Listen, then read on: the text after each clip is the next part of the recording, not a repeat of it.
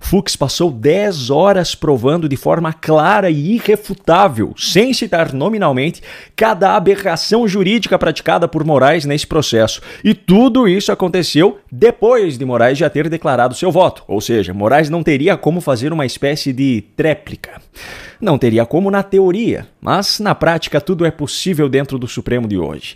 Mais de uma vez demonstrando claramente seu descontrole emocional, algo que representa o oposto daquilo que um magistrado deveria mostrar, Moraes usou um espaço no voto de Carmen Lúcia, concedido pela própria, para alargar suas indiretas contra Fux. Veja só alguns trechos que eu separei da fala dele. Ministra Carmen, é muito importante nós deixarmos muito claro, e principalmente, os autos isso já está muito claro, mas principalmente para a sociedade, é que, como eu disse no primeiro julgamento, lá em 2023, que não foi um domingo no parque, como Vossa Excelência agora fala novamente. O ministro Gilmar, que gosta. O ministro Gilmar, nosso decano, cumprimento Vossa Excelência também, que repete sempre isso, não foi um domingo no parque, não foi um passeio na Disney, foi uma tentativa de golpe de Estado, não foi combustão espontânea, não foram baderneiros descoordenados que, ao som do flautista, todos fizeram fila e destruíram a sede dos três poderes. Foi uma organização criminosa. Essa organização criminosa, liderada por Jair Messias Bolsonaro, tentou simplesmente se apoderar do Estado. Com o discurso, que Vossa Excelência lembrou agora, com o discurso de desnaturar a questão democrática no sentido de deslegitimar as urnas, fraude à eleição, jogar o povo contra o judiciário, jogar o povo contra a justiça eleitoral, com dois objetivos claros, que são exatamente os objetivos que não alcançaram, mas fizeram atos executórios e consumaram os crimes, calar o poder judiciário para acabar com o sistema de freios e contrapesos, em especial o Supremo Tribunal Federal e o Tribunal Superior Eleitoral, e se perpetuar no poder independentemente de eleições. Quem sempre foi, além de líder, o ponta de lança desse discurso populista que caracteriza as novas ditaduras no mundo todo, foi Jair Messias Bolsonaro para desacreditar o poder judiciário.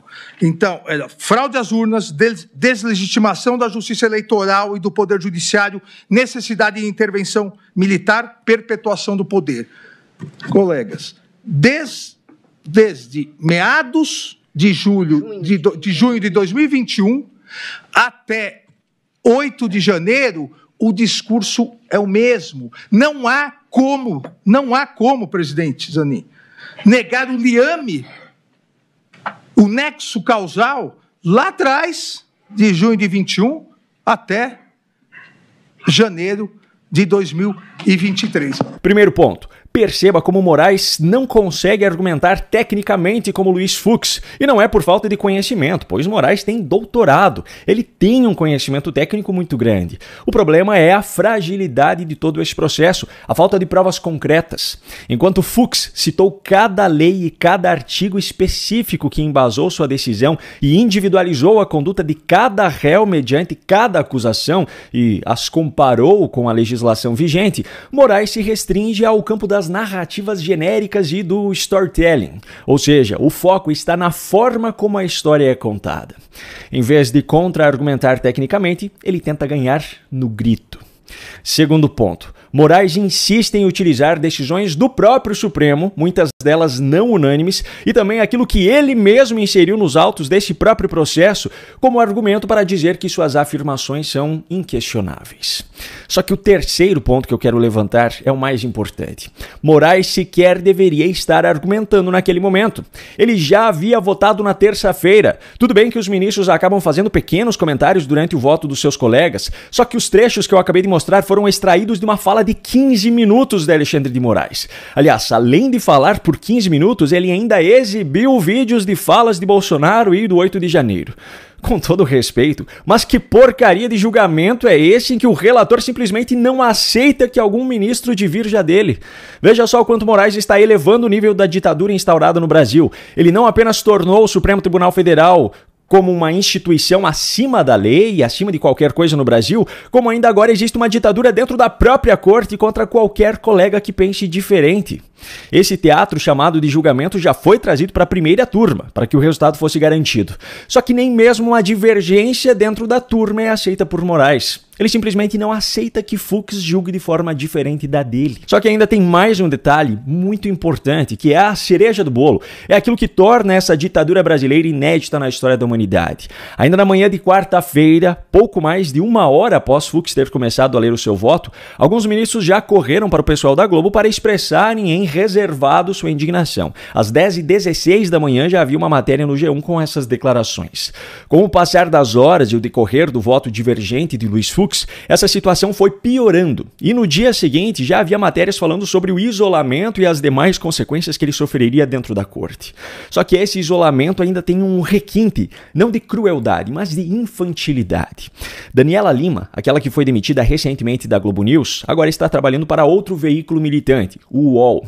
Foi ainda durante o voto de Luiz Fux que ela revelou um combinado entre os ministros contra o colega. Dentro do Supremo, a gente já trouxe aqui um pouco, Diego, há uma sensação majoritária de solidariedade ao ministro Alexandre de Moraes, atacado, não de maneira direta ou nominal, mas em diversos pontos do voto do ministro Luiz Fux, de uma maneira que foi considerada desleal, inclusive não só ao Alexandre, mas à própria corte, por 2 dos integrantes do Supremo com os quais eu conversei hoje, né? Conversando também com colegas que estão acompanhando lá de dentro a sessão, há uma determinação dos ministros de nem sequer dirigirem o olhar para Luiz Fux nesse momento. Votar de acordo com a lei é considerado desleal por eles, porque a lei está em desacordo com os seus interesses. Só que o principal ponto ainda é outro. Determinação de nem dirigirem o olhar para Luiz Fux. Vem cá, isso é um combinado entre alunos da 5ª série do Fundamental? Porque de ministros da Suprema Corte de um país definitivamente não pode ser. Veja só a situação em que chegamos. Primeiro, o Supremo se tornou uma instituição inquestionável, intocável e incriticável. Agora, no entanto, dentro da própria Corte foi instaurada uma ditadura onde um ministro não pode divergir daquilo que foi decidido pela maioria. Se o fizer, ele passa a ser ignorado pelos demais, que sequer olham na sua cara por conta do seu voto. Oficialmente, o Brasil está hoje sob um regime inédito na história, a ditadura da 5ª série judicial. Agora, não pense que acabou. Se ainda resta alguma dúvida do quanto o autoritarismo do regime que se instaurou nesse país é verdadeiro, uma outra fala de Moraes algumas horas depois na sessão dessa quinta é a comprovação definitiva da minha afirmação. Veja só. No item 2 do acordo, benefício alternativo, perdão judicial ou pena privativa de liberdade não superior a 2 anos. Eu afasto o perdão judicial porque, por óbvio, assim como não cabe indulto, e o Supremo Tribunal Federal já decidiu isso, assim como não cabe anistia, porque são espécies do mesmo gênero, clemência constitucional, não cabe também indulto, não cabe também perdão judicial, então não cabe indulto pelo presidente, não cabe anistia pelo Congresso Nacional, também não cabe perdão judicial pelo Poder Judiciário em crimes contra a democracia, crimes que atentem contra o Estado Democrático de Direito, crimes que atentem contra as cláusulas pétreas da Constituição, como o Supremo Tribunal Federal também já decidiu.